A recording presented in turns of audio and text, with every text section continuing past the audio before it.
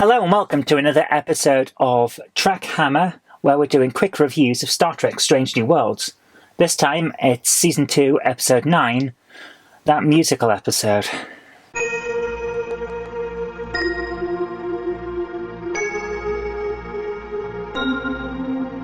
Okay, I want to start off by saying that I hoped this was going to be good. I hoped it was going to be another one like the Buffy musical episode, which was fantastic and is still worth going back to. It got hyped up an awful lot, and some people seem to like it, but I'm going to tell you why I don't, because, spoiler alert, this is not a good episode. So it starts off with an interesting plot. They found a subspace anomaly, which is perfect Star Trek. Fly in, have a look at it. Spock thinks it's good for simultaneous communication across the entire quadrant, which is what you see in Next Generation. But what you don't see in original series, which is actually quite interesting, you generally have to go somewhere to get orders in original series, but not in Next Generation. They can just phone you up.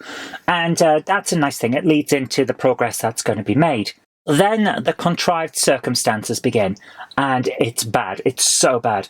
Apparently, sending some music through this subspace thing causes some kind of unreality to uncouple from it, and now everyone has to sing their emotions. It is stunt writing of the highest order, and it does not work. It does not work in the tone of Star Trek. It does not work within the mechanics of Star Trek. It's a stupid, stupid contrivance. So that's all set up for disappointment already. And then the music starts. And it starts with the standard off-Broadway, real low-grade, student-y, cabaret-style singing. And that's how it progresses. It doesn't get better. There are some points where you think it's going to move into a bit of rock, and it would fit better with some of the characters. And then it doesn't. It goes back to cabaret. At other times, it goes straight for middle of the road, real easy listening dad rock, and then doesn't really stick that either. But the most important thing is none of the songs really fit the style of the characters. And the worst part of this is Uhura. Uhura, if you see her in the original series, she's got a kind of sensual, soulful singing style, and it really works for Uhura as a character. She's the communications officer. She's very communicative, very expressive. In this episode, she gets generic middle of the road, dad rock at best, and cabaret music at worst. None of it works for Uhura. None of it works for Spock. There are times when Spock gets generic dad rock and his singing's pretty good. But the song is awful. And none of it fits the tone. It's just not good. When I talk about the Buffy episode, each character has a different musical style. It works for what's going on in their lives. It works for their personalities. The style of music changes. The lighting changes. The camera work changes. All of that works to fit the tone and what they're trying to put across for the episode. In this, the camera work stays the same all the way through. The lighting stays the same all the way through. The song style stays the same all the way through. None of it's good. It's like, oh, we're going to have a musical episode, but we don't really want to put more effort in than a standard episode. Well, I'm sorry, but if you're going to do a quirky episode, you've got to go all in, otherwise it won't work. And they didn't go all in. They did it in the style of Strange New Worlds. They can't do that. This is not Strange New Worlds. This is a musical episode. It's very, very different. The rules of a musical episode are different. And they kind of push on, that's like, oh, well, we're following the rules of a musical universe. But you're not. You're just singing songs, and it's not good. There's this point that I need to make. The style of music. Remember when Suicide Squad had Bohemian Rhapsody and things like that in its soundtrack, and it jarred because it didn't fit. They'd only put the stuff in because Guardians of the Galaxy had done well with a classic rock anthem as its soundtrack. So they stuck one into Suicide Squad. That's the kind of feeling I get from this. It's doing it because they think it should be done, rather than because they know why it was done and why it worked. And it really does hit home bad. Because the music jars the episode. It doesn't advance an awful lot, except for one part. One part advances the plot, where Nurse Chapel sings about her breakup with Spock and how she's moved on and all of this. in public, in front of everyone in the mess hall, and completely embarrasses Spock. She comes across horribly from that sequence. Whereas when Pike is talking to his kind of on-again, off-again girlfriend, the security officer, La'an, actually goes over and turns the communications off so that Pike is not embarrassed. It's in the same episode. The contrast is jarring. So Chapel, who to this point has been a decent enough character, came across as an absolute bitch. Why?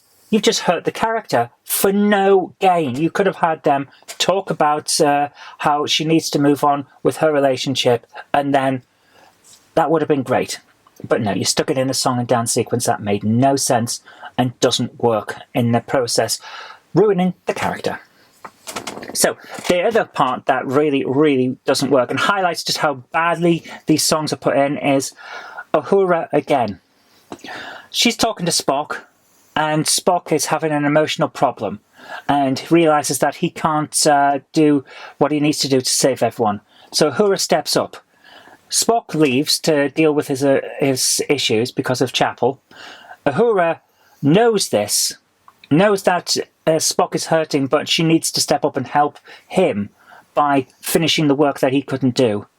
And then a song comes in and she sings about herself. She's basically stated, I am doing this for him and to save the crew. The song is about her. Do you get the jarringness? It makes her seem selfish for thinking about herself seconds after thinking that she needs to do something for the crew. Why? You're ruining your own characters for no actual gain, so why did they do this? And that's why it's a complete stunt, and that's why it doesn't work. None of the characters fit with the songs. None of the songs fit with the story. None of the songs fit with the characterization or the plot or anything. So why do it?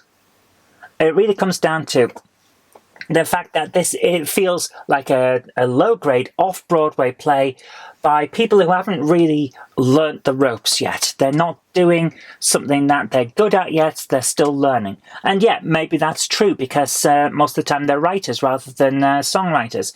It's a different genre. But if that's true, then why do it now? I don't get it.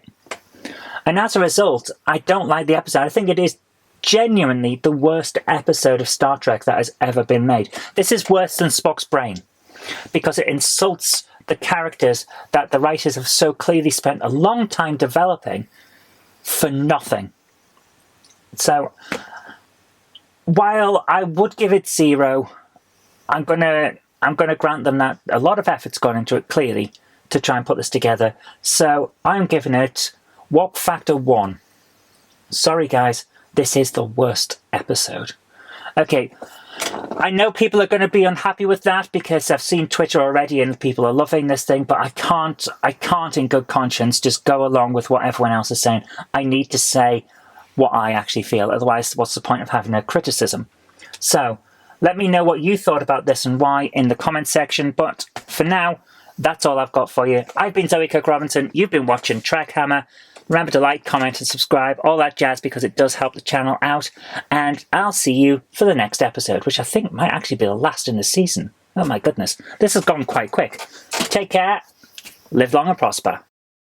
If you like the show, please consider supporting me on Patreon. It really does help create future videos. That's patreon.com/Zoe Kirk-Robinson. And I've got an extra special thanks going out to Chief89, Sam Yates, Retro Mickey 82, Mo Henry, and George Botterini. Thank you so much, guys.